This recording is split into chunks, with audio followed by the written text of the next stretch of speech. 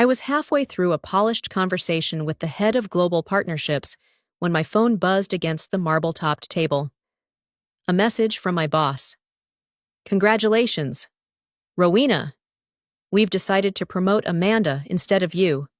She's a better cultural fit. No greeting, no explanation, just that. I didn't need to look up to know where he was. Daniel Hayes, Regional Director of Virex and Consulting, stood across the ballroom, champagne glass raised, laughing with executives like he'd just closed a major deal instead of quietly dismantling a decade of my work. For a split second, everything inside me went still, not broken, not angry, just clear. The music hummed softly under the crystal chandeliers. Conversations blurred into background noise. I placed my phone face down, lifted my glass for one final sip, then set it aside with deliberate calm. "Excuse me," I said, smiling politely as I stepped away. My heels clicked against the polished floor as I crossed the room, steady, measured, intentional. Each step felt less like a reaction and more like a decision that had already been made long before tonight. When I reached Daniel, he turned toward me, still smiling. "Rowena," he said casually, as if nothing had just happened. Enjoying the evening, I held his gaze and returned a small, controlled smile. "I am," I replied. Then I reached into my clutch and pulled out a cream-colored envelope, thick, neatly sealed. "Thank you for the opportunity." He took it, confusion flickering across his face. But the smile stayed. He hadn't opened it yet. He didn't understand. No one did, because what they thought was a last-minute decision was something I had been preparing for a long time. If you're curious about what's going to happen next, keep watching and consider subscribing if you truly believe in justice. I'd also love to know where you're listening from and what time it is there right now. Before we continue, just a quick note: this is a fictional story, with some elements enhanced by AI to make it more vivid and emotionally engaging. Now, let me take you back to where it all began. I joined Virex and Consulting when I was 29, fresh out of a failed startup that had drained everything I had: time, savings, and a good portion of my confidence. I told myself I needed stability, something structured, something predictable. Virexon seemed like the perfect place to rebuild. What I didn't expect was how quickly I would become indispensable. Within my first year, I rebuilt a failing client retention model that increased renewal rates by over 30%. By year 3, I was leading strategic analysis for multi-million-dollar accounts. By year 5, most of the company's high-risk contracts quietly passed through my hands before anyone else even saw them. I didn't just analyze problems, I solved them before they escalated. I created forecasting systems that replaced outdated manual processes, cutting project delays nearly in half. I designed workflow structures that allowed teams to operate with precision instead of chaos. Clients didn't always know my name, but they felt the impact of my work in every successful delivery. And internally, people knew. They came to me when numbers didn't make sense, when timelines broke down, when leadership needed answers but didn't know the right questions to ask. I became the person behind the results, the one who made things work when nothing else did. But none of that translated into recognition, because while I was building systems, Amanda was building relationships. She showed up to every social event, laughed at the right moments, remembered birthdays, organized team lunches. She didn't outwork me, she didn't outperform me, but she made people feel comfortable, and somewhere along the way, that started to matter more than results. I watched as ideas I had presented in closed meetings resurfaced weeks later, repackaged, simplified, delivered with a brighter smile and softer tone. Suddenly, they were fresh perspectives. Suddenly, they were hers. I told myself it didn't matter. That performance would speak for itself. That eventually, the numbers would be too undeniable to ignore. I was wrong. Because in a room where perception outweighs substance, the person who builds the engine is rarely the one who gets credit for driving it. 3 months before the gala, I sat across from Daniel in a glass-walled conference room for my annual performance review. The city stretched out behind him, all sharp lines and quiet ambition, a view I used to find motivating. That day, it felt distant, almost irrelevant. I had come prepared. As always, a full breakdown of performance metrics, year-over-year growth, client retention improvements, projected revenue gains tied directly to the systems I had built. Every number told the same story. I wasn't just contributing. I was driving the company forward. Daniel skimmed the first page, then set the report aside like it was optional reading. "Rowena, your work is strong," he said, leaning back in his chair. "No one's questioning that." There was a pause, just long enough to signal what was coming next. But I stayed silent, waiting. "You have a tendency to come across as intense," he continued. "Direct. Sometimes that can be hard for people." I held his gaze. Hard for people, or hard for leadership? He gave a small, dismissive smile. "Let's not frame it that way. This is about team dynamics." "And Amanda?" I asked, keeping my tone even. "She connects with people," he said quickly. "She brings a certain energy. People respond to that. She makes the room feel lighter. She also lost us the Creston account," I replied, "and delayed 2 major deliverables last quarter." Daniel waved his hand slightly, as if brushing away something insignificant. "Outcomes can be managed. What people remember is how you make them feel." That was the moment everything clicked. Not gradually, not painfully, instantly. It didn't matter how accurate my models were, how efficient my systems became, or how many contracts I saved. None of it outweighed comfort. None of it competed with likability. I closed my folder slowly, not out of frustration, but out of clarity. "Understood," I said, and I meant it, because in that moment, I realized I had been trying to win in a system that was never designed to reward people like me. I didn't argue after that meeting. I didn't push back. Didn't try to defend my value. Didn't ask for another chance to prove what was already measurable. Instead, I did something far more important. I started preparing my exit. What no one at Virexon knew was that for nearly a year, I had been building something of my own, quietly, carefully, on nights and weekends, on my own servers, using tools and frameworks that had nothing to do with company resources. It started as a question I couldn't ignore. What if strategy didn't just rely on static data, but adapted in real time based on how teams actually behaved, not just numbers on a dashboard, but patterns in decision-making, communication, execution speed? I began mapping workflows against human behavior, creating a system that could anticipate friction before it happened. What I built became something far bigger than I initially intended, a fully adaptive operational model that aligned tasks, talent, and timing with precision. It didn't just optimize performance, it redefined how teams functioned under pressure. I called it Synapse Flow, 2 months before the gala. I finalized the intellectual property registration under my own name. Every line of logic, every structural layer, every predictive model, it was mine. Legally protected, independently developed, and completely separate from Virexon. At the same time, I had been in quiet discussions with a smaller firm based in Seattle, Halcyon Strategy Group. They weren't the biggest name in the industry, but they were sharp, data-driven, and more importantly, open to new thinking. Our first conversation was supposed to be a casual coffee meeting. It turned into a working session, then a pilot program, then weekly strategy calls. They didn't ask me to soften my approach. They didn't question my tone or suggest I be less intense. They asked about scalability, implementation, impact. They saw what I was building for what it actually was. By the time the gala arrived, the pilot had already exceeded expectations.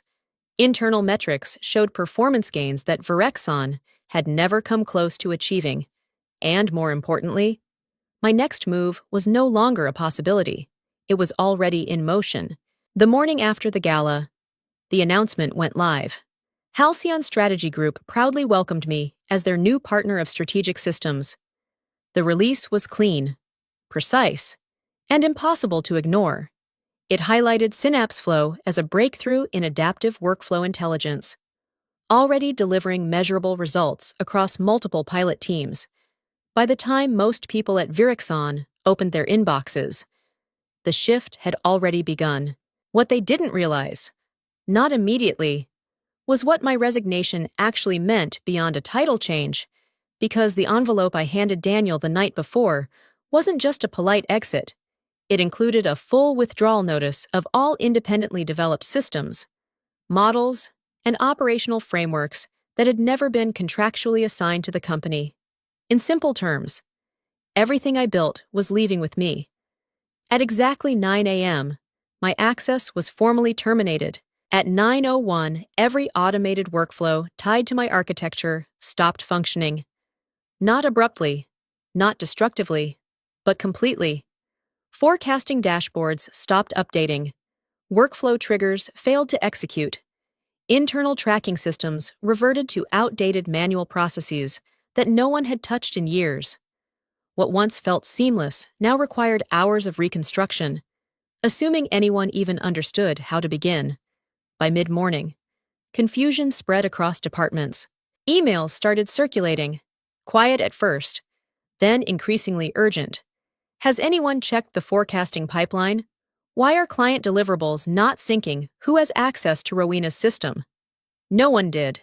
Because there was no company system. There was only mine. Layered quietly beneath everything they thought was standard infrastructure. Amanda arrived late that morning, confident, composed, carrying the title she had just been given.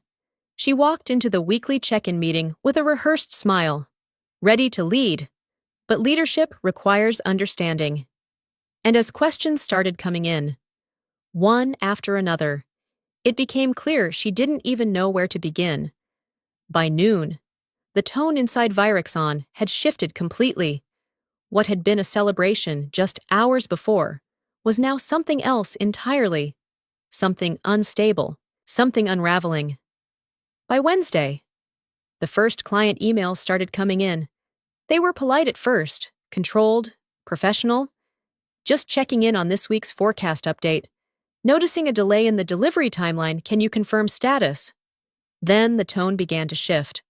We're experiencing unexpected inconsistencies. Is there an issue on your end? Each message carried the same underlying question. Even if it wasn't explicitly stated, what happened to the system that used to work inside Virexon? No one had a clear answer. Amanda tried to manage the situation the only way she knew how. She scheduled quick sync meetings, reassured clients with vague promises, copied Daniel on every reply to create the illusion of control.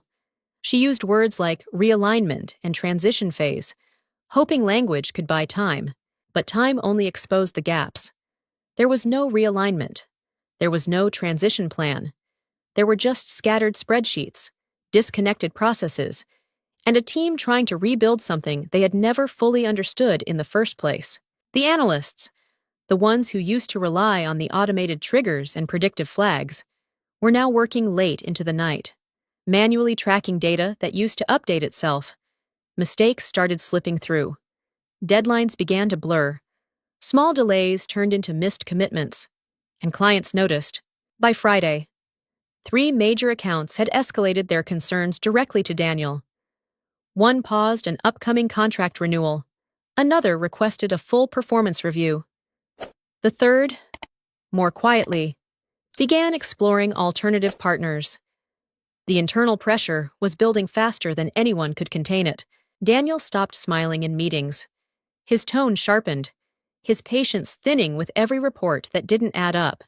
He asked for updates, for solutions, for accountability, but every answer circled back to the same problem. The system was gone. And with it, the stability they had taken for granted. For the first time, the weight of his decision began to settle in, not as a minor oversight, but as a costly mistake. While Virexon struggled to stay afloat, I was stepping into a completely different reality. Halcyon didn't feel like a company trying to impress itself. It felt focused, efficient. Every conversation had a purpose. Every meeting led to action. There were no empty compliments, no performative enthusiasm, just clarity. In my first week, I was asked a simple question. How fast can we scale this? Not can it work? Not will people like it, just results. By the second week, Synapse Flow was already being tested across multiple teams. We started with internal operations, mapping workflow behaviors, identifying friction points, and adjusting execution patterns in real time. The data responded almost immediately. Project timelines shortened, communication gaps narrowed, decision-making became faster, sharper, more precise. By week 3, the system was no longer a pilot. It was a rollout. Halcyon's leadership didn't hesitate. They pushed for cross-department integration, expanding Synapse Flow into client-facing operations. I led strategy sessions with teams that didn't need convincing. They saw the impact firsthand. Healthcare clients reported faster coordination between departments. Retail teams improved inventory forecasting accuracy. Manufacturing partners reduced delays across multi-phase production cycles. The numbers spoke clearly. Performance gains weren't incremental. They were exponential. And for the first time in years, I wasn't being asked to adjust myself to fit the room. The room adjusted to the work. No one told me to soften my tone. No one suggested I be more approachable. They asked for precision, and they trusted me to deliver it. One afternoon, during a leadership review, the COO looked directly at me and said, "You didn't just build a tool, you built an advantage." That was the difference. At Virexon, I had been tolerated. At Halcyon, I was valued. And the momentum I was building wasn't slowing down. It was accelerating. The message came on a Tuesday morning from a number I hadn't saved, but didn't need to. Daniel Hayes, Rowena. We need to talk today. It's important. No greeting. No attempt at casual conversation. Just urgency. Stripped of its usual polish. I saw it between 2 meetings and locked my phone without replying. Not out of spite, but because I no longer operated on his timeline. My day was structured around strategy calls, deployment reviews, and a licensing discussion that could expand Synapse Flow into international markets, whatever crisis Virexon was facing. It wasn't mine to manage anymore. By the time I opened the message again that evening, 3 more had followed. "Please call me. This is time-sensitive. We're facing some challenges." I almost smiled at that last one. Challenges, a carefully chosen word for something much bigger. I responded with a single line. "I have 15 minutes tomorrow at 9:30. Your move." He called at 9:31. The difference in his voice was immediate. The confidence, the casual authority he used to carry, was gone, replaced by something tighter, controlled, but strained. "Rowena. Thank you for making time," he began. "I'll be direct. Things haven't gone as expected." I leaned back, letting the silence stretch just enough. "In what way?" I asked. He exhaled. "The systems you implemented were more integrated than we realized. We're experiencing operational instability."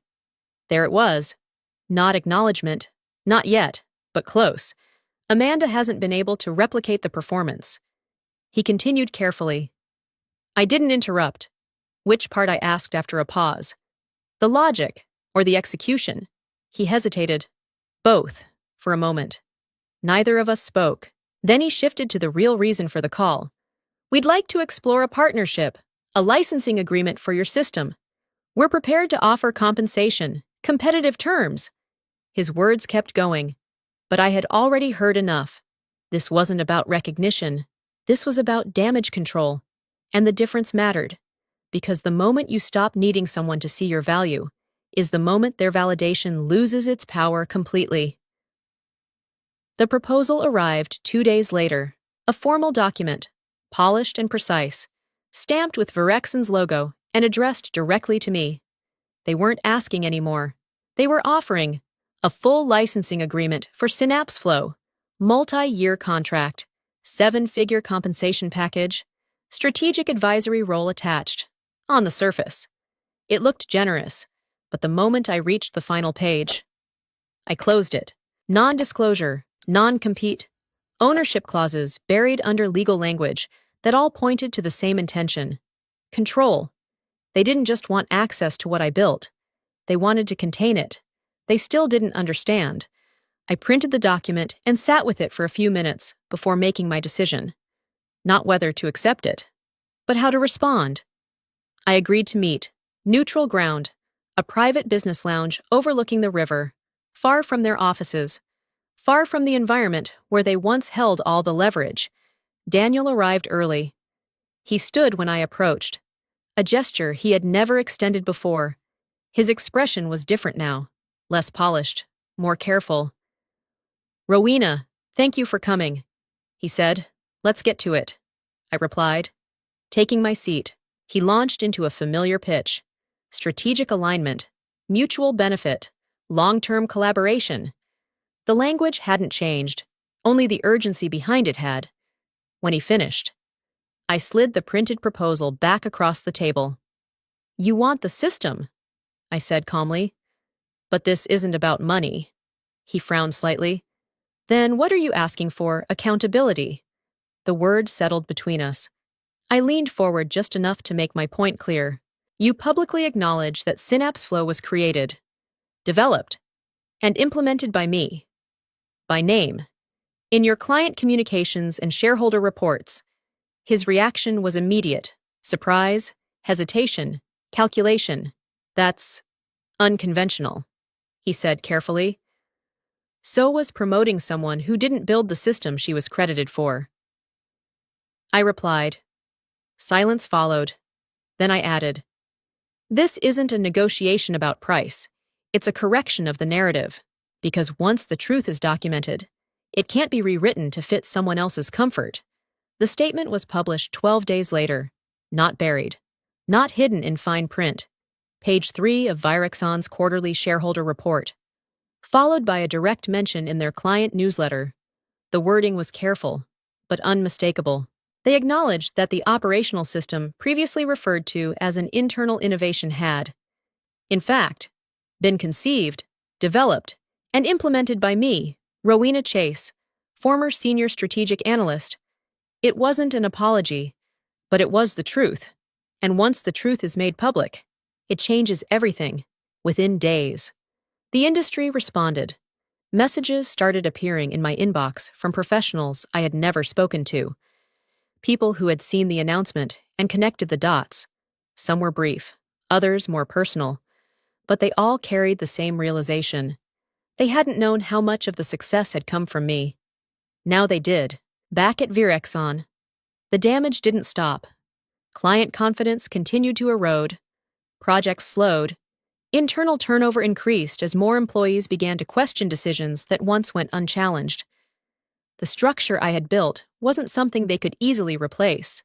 And without it, the cracks only widened. Amanda stepped down quietly a few weeks later.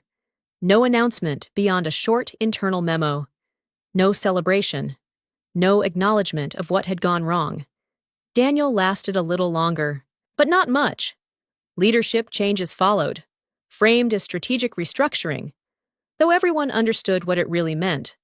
When results disappear, narratives don't hold for long. Meanwhile, at Halcyon, everything continued to grow. Synapse Flow expanded across new markets, scaled into international operations, and became a core advantage in every partnership we built. I was offered a new role, Executive Vice President of Systems and Innovation, not as a gesture, but as a necessity, because the work demanded it. Months later, I stood on stage at a leadership summit, looking out at a room full of professionals who had, at some point, been told they were too much, too direct, too focused on results. I didn't talk about titles, I talked about clarity. You don't need permission to be valuable, and if the room you're in can't recognize what you bring, then it's not the right room, so build your own, because the moment you stop waiting to be chosen is the moment you become impossible to ignore. If you would make the same choice I did walking away and building something of your own, then just write discerning, so I know I wasn't alone. Sometimes the hardest decision isn't staying and proving yourself, it's leaving and choosing yourself. Not every door deserves another knock. Some are meant to be closed behind you. And when you finally stop chasing recognition, you start creating something far more powerful, your own path. I used to believe that if I worked hard enough, someone would eventually notice. that results would always speak louder than anything else. But this experience taught me something deeper sometimes. The room you're in was never built to recognize your value in the first place, and staying there only makes you smaller. Walking away wasn't failure, it was clarity. It was choosing to stop proving and start building. If you've ever felt overlooked, I want you to know your work still matters, even when no one applauds it. And maybe your next step isn't to fight harder, but to move smarter. Now, I'd really love to hear from you. Have you ever been in a situation like this? What would you have done? Share your story in the comments, because your voice might help someone else feel less alone. And if this story meant something to you, don't forget to like, share, and subscribe. Your support helps these stories reach the people who need them most.